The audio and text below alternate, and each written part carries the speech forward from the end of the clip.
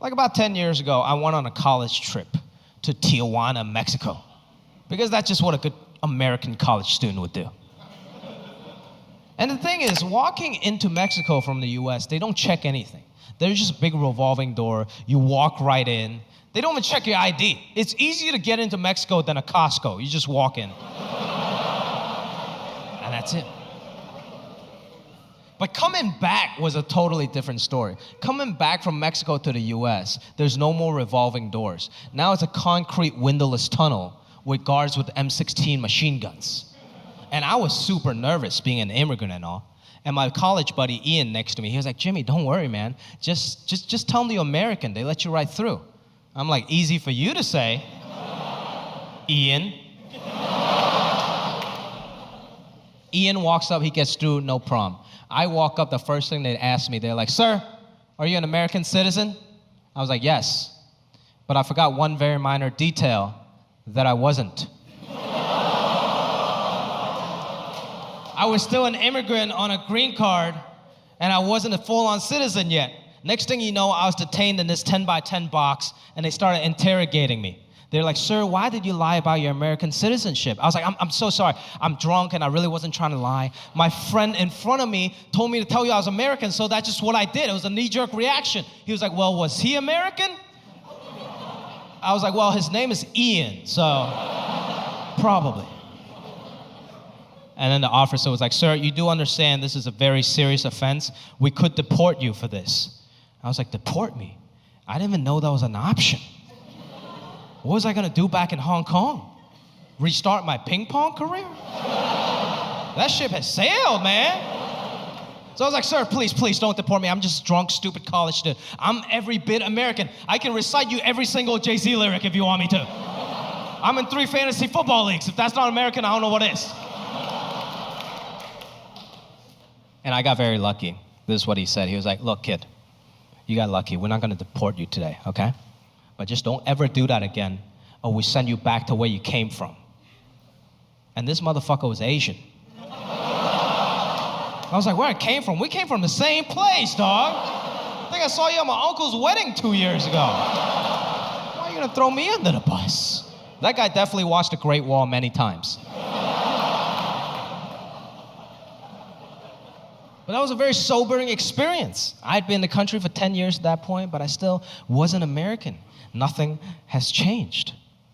I finally got my citizenship 3 years ago. And it's,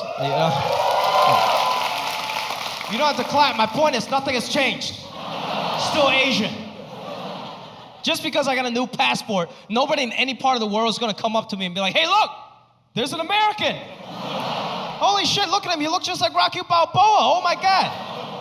No. The first day I got my passport, I was feeling real patriotic. So I went to my local Hooters. Yeah. I was drinking a Coors Light. I was watching a World Cup. It was USA versus Mexico. And I was like, man, I'm cheering for Team USA. I'm American, finally. And this old Mexican dude came up to me. He couldn't really speak English. And this is what he said. He was like, amigo, Mexico, Korea, tomorrow, huh? And I'm like, what the fuck are you talking about? What are you trying to start World War III or something? I'm not even Korean. He managed to insult me with the only 3 English words he knew. So I really felt the need to explain myself. I was like, sir, I'm not Korean, I'm Chinese. And he looked back to his friends, he was like, oh, pinche chanito, huh? And I'm like, sir, you do know that I can understand what that means, okay? I have Mexican friends back home just like you. He was like, no, I'm not Mexican. I'm El Salvador. And I'm like, oh, great, now I'm the fucking racist.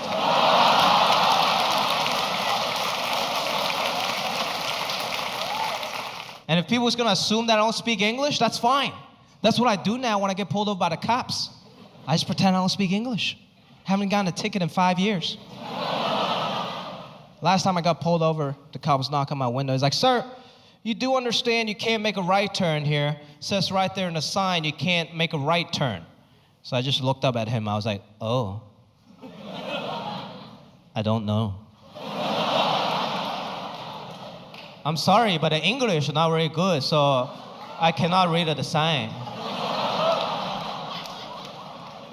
And he was really confused. He just looked back down at me. He was like, sir, the sign is not in English. It's a diagram, so I don't understand how that's a language barrier. So I just looked up at him. I was like, oh, I don't know. But do you know today is the Dragon Ball Lychee Ball? Gotta use it to your advantage, people. Very happy to be here, man. Thank you. Oh, you guys don't have to. Thank you. Thank you for all your support. It's been great. It's been really great. Like, I'm like quasi-famous now. Nothing's really changed. I might get a free appetizer at select PF Chang's. That's about it. Nothing's really changed. I was still using Tinder up until like a year ago. This is a true story. But now I realize I got a whole new set of issues on Tinder. Like now when I do match with a girl, she doesn't believe that it's me. Like, that's not you. You're not that guy from this thing and that thing. I'm like, who the fuck is using me as a fake profile? You gotta dig real deep to use me, man. I feel like there's so many better choices out there. One time my agent told me that I had a good look. And I'm like, thanks, dude, I appreciate that. But then it took me years to realize that having a good look is totally different than being good looking. I still don't know what the fuck it means. And look, I'm not being self-deprecating, okay? That's Hollywood talk. I don't listen to that shit. I understand that in real life, I'm like super good looking. If you're into anime. You gotta get in where you fit in, people. One time I went over to the girl's house. She has this like Naruto anime poster in her bedroom. I knew I was fucking that night. You gotta know your demo, people. Asian people, we don't need Tinder anymore. We just go to BTS concerts. That's how we do that parking lot pimping. I've been dating a lot of tall girls lately because it makes me look successful. No. I think tall women are beautiful, but some of them like to wear heels. That's just disrespect. I'm like, you're already 5 inches taller than me. Why the fuck are you wearing heels? And she's like, it makes my ass look better. I'm like, your ass is at my eye level right now. Neither of us look good, okay? I look like a child, and you look like a child molester. My mom had bought me gym shorts that was my exact size and extra small. So that wasn't very cool because it came down mid-thigh.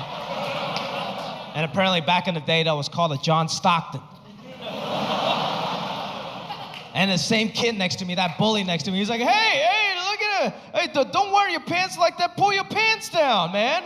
Pull your pants down. And I was like, who's the gay one now? But I didn't know what to do. Everybody was looking at me, and this kid kept saying, pull your pants down. So I was like, oh, shit. I've seen Shawshank Redemption. Maybe it's just how it works in America. So I start pulling down my shorts all the way down to my knees, all the way down to my ankle. And that same kid, the bully next to me, is like, hey, what are you doing? Don't pull them down all the way. That's gay. And I'm like, what is not gay in this country? And apparently this other kid next to me is like, hey, don't pull them down all the way. Just sag them a little bit. Just sag your pants. And I didn't know what sagging your pants meant. Apparently that's a cool hip hop thing, to pull your pants down halfway down your butt. So you show everybody your asshole. And apparently that's the only not gay way to wear your pants in America. I had no idea. All these weird American things I wasn't used to. Eventually I learned how to speak English by watching a lot of TV, mainly BET Rap City. Because that was my shit. I want to be cool, and nothing cooler than BET Rap City, right? Every music video was a slice of somebody's American dream. The first music video I saw was Jay-Z's Big Pimpin'.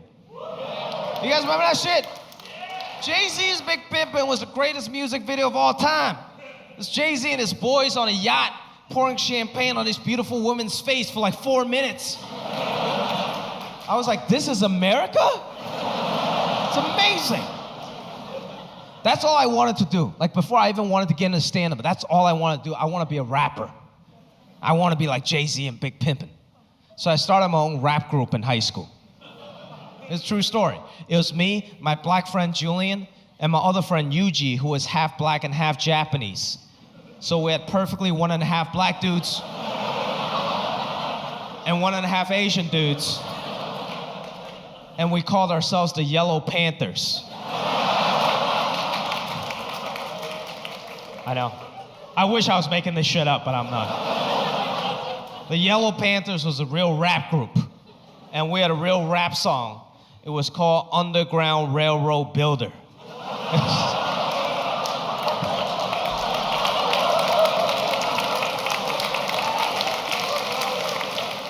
I was confused.